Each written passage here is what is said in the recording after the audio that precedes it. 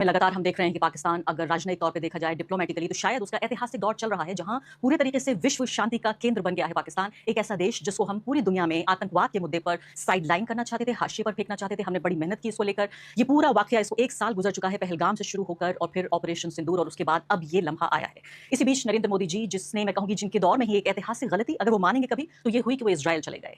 तो अब इस पूरे मामले पर अगर वाकई पाकिस्तान ये सुलह करा पाता है, ये सीज फायर हो पाती है, तो उसका जो पूरी दुनिया में है स्टेटस वो क्या होगा। और भारत जो उससे कई गुना 5-6 गुना बड़ा देश है, बड़ी इकोनॉमी है, हमारा समाज, हमारा अर्थशास्त्र, हमारी आर्थिक स्थिति सब कुछ कहीं ज्यादा स्टेबल है उस देश के मुकाबले। तो क्या इस बदलते हुए वर्ल्ड ऑर्डर में जो ईरान जंग की वजह से जिस तरह से डिफाइन हो रहा है पूरी दुनिया की जो तरतीब है उसमें अपनी जगह हम कहां देखते हैं? क्या पाकिस्तान के बरक्स हमें अपनी जगह देखनी चाहिए या बाकी पूरी दुनिया के बरक्स देखनी चाहिए? इस तमाम मुद्दों पर बातचीत करने के लिए, बहुत मुश्किल सवालों का जवाब देने के लिए मेरे साथ शीतल पी सिंह मौजूद हैं। इनको किसी इंट्रोडक्शन की जरूरत नहीं है, वरिष्ठ पत्रकार हैं, कई सारे पब्लिकेशंस के साथ काम करते रहे हैं और सत्य हिंदी के को फाउंडर हैं। शीतल पी सिंह, मैं कहती हूँ आप तो यूट्यूब की दुनिया के नायक हैं। वाकई शीतल जी, बहुत सारे लोग लिखते हैं मुझे कि भाई इस मुद्दे पर आपने शीतल जी से नहीं पूछा, तो आज मैंने आपको इसलिए दावत दी है। इसके लिए उन लोगों को शुक्रिया करती है। तो एक्चुअली गौरव आर्या जो सोचता समझता बोलता है ना, सोचते ये सब वैसा ही थे। वो तो उनकी मजबूरी हो गई कि वो नतीजा उल्टा होने लगा, तो उन्होंने पाला बदलना शुरू किया। और वो जो लोग एक हफ्ते से पहले ऑबिचुरी लिख चुके थे ईरान की और उनके अपने पुराने कार्यक्रम को वो देख नहीं पाएंगे, खुद देखें अगर तो उन्होंने पहले बदलना शुरू किया। ये बदलते भी बड़ी तेज है, हर सीजन में होता है। और फिर धीरे धीरे ये पूरा वो जो है अब ट्रंप के विरोध में आ लेकिन गया। तो उनके देवता को बुरा कहा तो फिर उन्हें भी बुरा कहना पड़ेगा और दुश्मन का दुश्मन दोस्त होता है, वो वाली बात हो गई। क्योंकि ट्रंप के दुश्मन ईरान और हमारे दुश्मन ट्रंप, तो फिर दुश्मन का दुश्मन दोस्त हो गया। अभी भी इजराइल को बुरा नहीं कह रहा कोई। हाँ, ये बात भी मानने वाली ये भी ध्यान से देखिए। हाँ, अभी इजराइल को नहीं कह रहे, ट्रंप से थोड़ा सा, क्योंकि इजराइल कोई मोदी जी को कुछ अभी कह नहीं रहा है, वो अपना उसके इश्यूज हैं। तो शीतल जी, अब मुझे बताइए कि आप हैरान नहीं हो? क्योंकि मैं तो अपने बारे में कहूंगी ईमानदारी से कि छोटा देश नहीं है ईरान, एक मंझला सा देश है, एक मिड साइज कंट्री है। और ईरान के बारे में तो कुछ पता ही नहीं चलता क्योंकि उनकी मीडिया भी बहुत ज्यादा आजाद नहीं है। दूसरे अंग्रेजी मीडिया नहीं हमें पढ़ने को नहीं मिलता, फारसी में लिखते हैं वहां पर लोग। तीसरे इतने सैंक्शंस हैं कि ईरान में कुछ भी इंटरनेशनल नहीं है, तो बहुत मुश्किल एक ऐसा कुआं जैसा बना दिया गया ईरान को। तो ईरान अच्छा कर रहा है, बुरा कर रहा है, तरक्की कर रहा है, बर्बाद हो रहा है, किसी को कुछ पता ही नहीं है। मैं तो बहुत हैरान थी, मुझे लगता था 2-4-6 दिन ना सही तो हफ्ते 2 हफ्ते में बात निपट जाएगी। 2 महीने तक दुनिया की सुपर पावर के सामने ये मुल्क खड़ा हुआ है और साथ साथ आप देखिए सब पे निशाना साध रहा है। पूरे गल्फ कंट्रीज में से एक पे निशाना साध रहा है। इजराइल को भी साध रहा है, गल्फ में सबको साध रहा है, अमेरिका पे निशाना साध रहा है। एक मुल्क, आप हैरान नहीं? हैरान नहीं, इसने तो निश्चित तौर पर जो हम लोग तो बहुत छोटे स्तर पर इस काम को कर रहे हैं ना, कि इस दौर में हम लोग कोशिश कर रहे हैं कि जो हमें बुरा लग रहा है उसको बुरा कह रहे हैं, जो अच्छा लग रहा है उसको अच्छा कहते हैं। ज्यादातर बुरा हो रहा है तो ज्यादातर बुरा कह रहे हैं। इतने पर ही हम दंडित हैं एक लेवल पे। जो जहां जिस तरह का दंड इस दौर में दिया जा सकता है उस तरह के हिस्से हमारे उसमें आ रहे हैं। तो ऐसे में एक ग्रुप है जिसमें एक पुराने रिटायर्ड आर्मी के सज्जन है, वो एक आर्मी की मैगजीन निकालते हैं और उसमें गजाला वहाब काम करती है, फोर्स मैगजीन। तो फोर्स मैगजीन के जो वो सज्जन है, पुरुष जो है प्रवीण साहनी, उनका ट्विटर अकाउंट और दूसरे अकाउंट हम लोग देखते थे, तो ये होता था धारा से विपरीत कुछ लिखते हैं। ऐसा क्यों बोल रहे हैं? नहीं, वो लिखते लॉजिकल लिखने की कोशिश करते थे, तो ये हम लोग विपरीत राय ढूंढते रहते हैं, सच ढूंढने की तलाश में। तो उनकी ओर भी जाते थे हम, लेकिन उनसे प्रभावित नहीं थे। फिर हमारे कार्यक्रमों में सत्य हिंदी में गजाला वहाब आती थी, तो उस युद्ध से पहले 12 दिन के युद्ध से पहले एक कार्यक्रम में हम उतनी ही जानकारियों के साथ प्रस्तुत थे जितना मैंने आपको बताया, जो हमें पश्चिमी ढांचे से मिली है और कुछ जो हमने अपने हिसाब से ईरान के बारे में समझी। लेकिन उन्होंने कुछ ऐसी चीजें बताई जो हमें नहीं पता थी। इसने हमारी उत्कंठा उस पक्ष में बढ़ाई कि हम ईरान को जानने की कोशिश करें एग्जैक्टली। और पर्टिकुलरली ये सैनिक जो ताकत वगैरह में है, उनकी जो तैयारियां हैं, उनका जो समाज है, वो सब डाटा आने लगे कि उनके यहाँ पढ़े लिखे लोग कितने हैं और उनके यहाँ महिलाओं की भागीदारी कितनी है समाज की वर्किंग पॉपुलेशन में, और अन्य इतने दिन से वो बेचारा ये कठिनाई झेल रहा है सैंक्शन की और सर्वाइव भी कैसे कर रहा है। ये सब चीजें धीरे धीरे उसकी ओर आकर्षित उन्होंने करना शुरू किया और बाद में फैक्ट्स आने लगे। तो पता लगा कि हम लोगों ने गजाला वहाब वगैरह को ज्यादा सुनना शुरू किया और फिर उनके प्रवीण साहनी को भी, वो हमारे यहाँ इंटरव्यू वगैरह देने आए, तो हम सब लोगों ने उसको बड़े ध्यान से सुना। तो उन्होंने अपने तथ्यों से हम लोगों को अपनी ओर आकर्षित करने में सफलता पाई और बाद में हमने देखा कि अब उसकी ओर एक चाल चल पड़ी है। और एविडेंस, यानी पहले उन्होंने बात कही और उसके बाद हमें एविडेंस मिल रहा है। मुझे लगता था जब मैं उनसे पिछली वॉर के टाइम पे भी मैं उनसे बात करती थी, प्रवीण साहनी से, और इस दौर में बात की कि कोई दीवाना है ये, इसका क्या, इनका एक अलग ही पॉइंट ऑफ व्यू है। उनसे बड़े मुश्किल सवाल भी मैं पूछती थी कि आप ऐसा क्यों कह रहे हैं, लेकिन मैं हैरान हुई ये कहते हुए कि मैं बिल्कुल गलत थी और पश्चिमी दुनिया, वेस्टर्न मीडिया से पूरी तरह प्रभावित थी। उनके सोर्सेस पूरे बिल्कुल मेरी बात जो है एग्जैक्टली वही बात आप भी कह रही हैं। ये तो देखिए हम लोग पढ़ते तो हैं इसको, लेकिन हम चाहे न चाहे हमको शिकार तो इन्फॉर्मेशन के सोर्स करते हैं। वो जहां से होते हैं हमें कई बार लगता है हमारी राय हो, हमारी तो कहां होती है। वो इन्फॉर्मेशन सोर्स निश्चित तौर पर आपको प्रभावित करते हैं कॉन्क्लूसिवली। देखिए, एक बच्चा नॉन वेजिटेरियन होगा या वेजिटेरियन होगा, ये उसकी परवरिश तय करती है, वो थोड़ी तय करता है।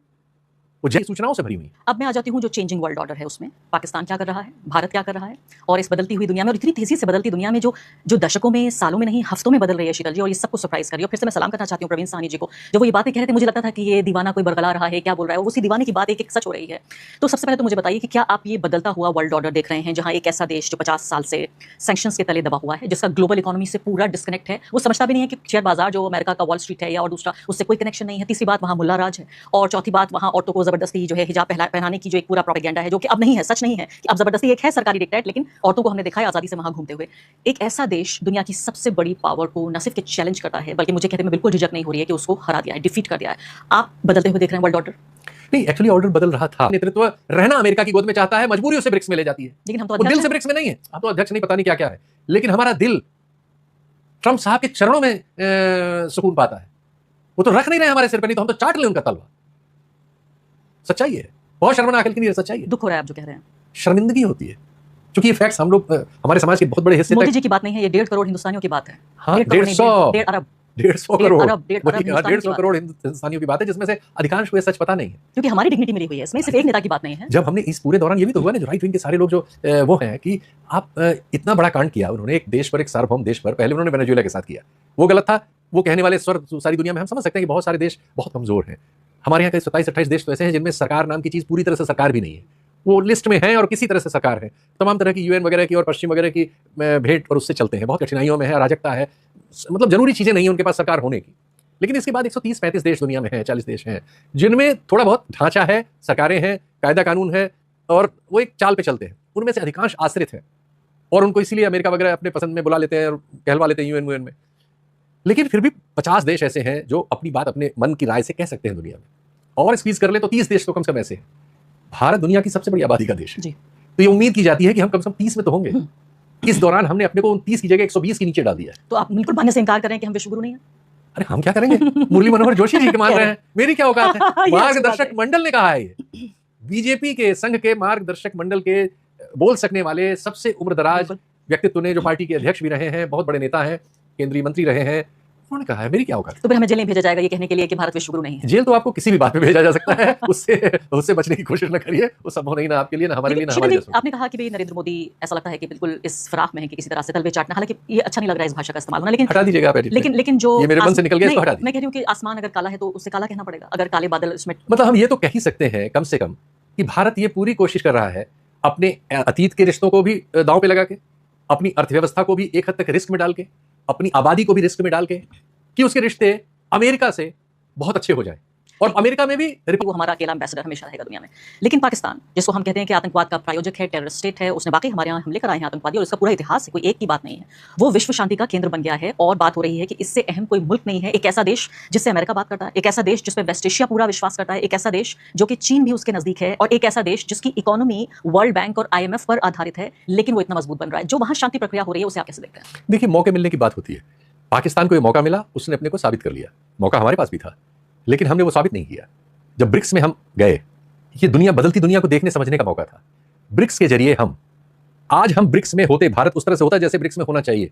और आज अगर ब्राजील के समय हमने वो जो पैरेलल करेंसी की बात हो रही थी, डॉलर के अगेंस्ट, वो फैसला होने दिया होता, अगर एक पलड़े पर आज भी रूस, चीन और भारत खड़े हो जाएं, इस तरह के मामलों में, आर्थिक मामलों में एक विचार कर लें, सामरिक मामलों में एक विचार कर लें, कल ये लोग ईरान की जंग को रोक सकते हैं।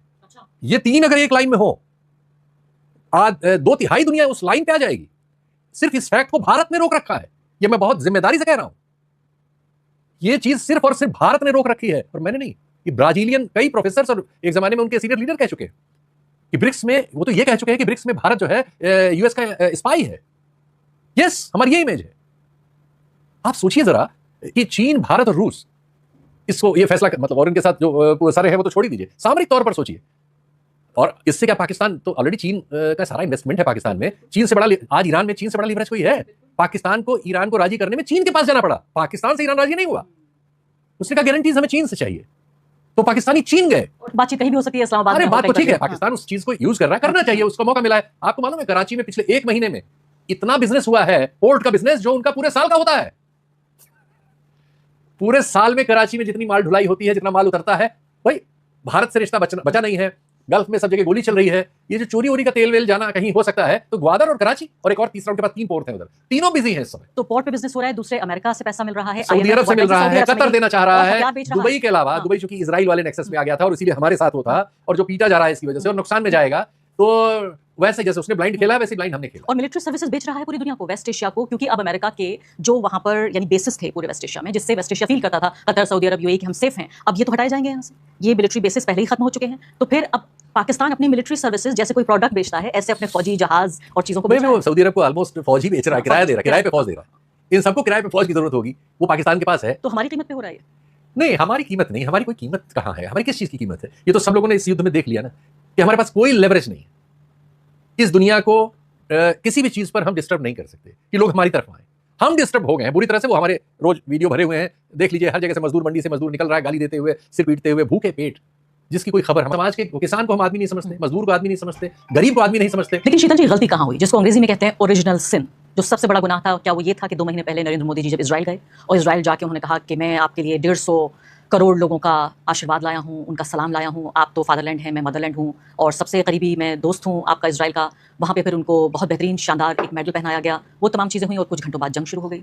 देखिए, दल करते घूमते हैं, हमारा मामला ये है, और दुर्भाग्य से उनके यहाँ भी और हमारे यहाँ भी हम लोग एक दूसरे के सेंट्रिक हैं। चुके हैं तो हम एक ही मिट्टी के, एक ही तरह के, एक ही उसके, वो अरबी बनना चाहते हैं जो वो है नहीं। उनके यहाँ बहुत सारे लोग इस तरह की बात करते हैं जो करनी चाहिए। हमारे यहाँ इस समय ये वक्त नहीं कि हम बात कर सकें। पाकिस्तान पे अगर कोई बात करेंगे तो हमें देशद्रोही पता नहीं क्या लाद दिया जाएगा। अभी हमारे यहाँ, उनके यहाँ जो वक्त गुजर चुका है, हमने उस वक्त पे कदम रख दिए। वो गुजर के बर्बाद होके कोशिश कर रहे हैं कि उस बर्बादी से वापस निकले, नहीं, और और हम बर्बाद होने के रास्ते पे चल रहे हैं। वहाँ तो बड़ा कल्चरल चेंज आ रहा है, लोग अपने कल्चर में कहूंगी मीम्स बना रहे हैं, रील्स बना रहे हैं कि देखिए पाकिस्तानी पासपोर्ट की इतनी अहमियत हो गई। मतलब एक तरह से जो एक नुकसान उनके इमेज का पूरी दुनिया में था, कहीं ना कहीं वो इस लम्हे का इस्तेमाल करके उससे improve उनको करना पता लग चाहते गया हैं। कि उनकी गलती क्या थी। बिल्कुल। हमारे साथ ये है कि हम उसको शूरवीरता समझ रहे हैं। लेकिन हमें कह रही हूँ कि हम जो उनको अलग थलग करना चाहते थे, और भारत और पाकिस्तान का रिश्ता, ये ग्लोबल साउथ में भी जब आप ये कह रहे हैं कि पूरा पावर सेंटर शिफ्ट हो रहा है, ऐसे में अगर भारत और पाकिस्तान के बीच यही तनाव चलता रहा, यही अलग थलग करने की कोशिश भाई, चलती रही, दुनिया का दूसरा सबसे बड़ा पावर हाउस जो आने वाले 10 सालों में नंबर 1 होने वाला है, उसका नाम है चीन। यहीं से हमारा और उनका पता लग जाता है। चीन से जो पाकिस्तान के रिश्ते हैं और चीन से जो भारत के रिश्ते हैं, जो दुनिया का, भारत का सबसे बड़ा व्यापार धरती पर चीन से है, लेकिन चीन का सबसे मजबूत रिश्ता एशिया में पाकिस्तान से है। जब हमारे पास इसका जवाब नहीं है, हमारी राजनीति के पास। जी हाँ दोस्तों, ये थी अब तक की मालूमात जो मैंने आपके साथ शेयर की है। वीडियो कैसी लगी अपनी राय का इज़हार कमेंट बॉक्स में ज़रूर करें। अगर आप भारतीय मीडिया का रिएक्शन देखना और सुनना पसंद करते हैं तो चैनल को सब्सक्राइब करें, ताकि इस तरह की इन्फॉर्मेटिव वीडियो अब तक बर वक्त पहुँच रहे। जैसे कोई नई मालूमात है तो मैं आपके साथ ज़रूर शेयर करूँगा। हाज़िर होते हैं नई वीडियो के साथ, नई अपडेट के साथ। नेक्स्ट वीडियो के लिए इजाज़त, अल्लाह हाफ़िज़।